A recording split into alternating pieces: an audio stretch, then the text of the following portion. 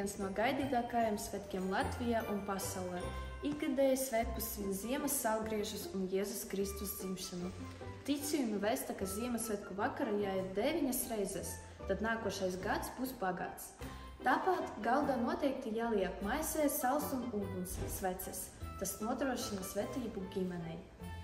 Jaunais gads ir svētki, kad tiek svinēts jauna kalendāra gada sākums. Jaunu gadu sagaidīt jau vienu dienu iepriekš. Tas ir vecgada vakars. Tiklīdz pulkstenis sit pusnakti, tā jaunā gada iestāšanās parasti tiek atzīmēta ar salūta, šampanieša glāzi un laimes liešanu.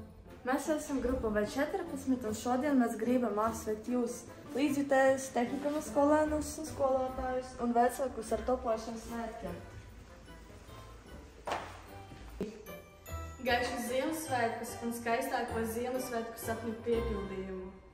Lai katru māju ienāk Ziemassvētku brīnums, lai katru gadu sirds no jaunas tic. Veselību stipru kā riekstu, laimi saldu kā medu. Prieku krāsainu daudzveidīgu kā zvaigzni. Priecīgus Ziemassvētkus un laimīgu jauno gadu!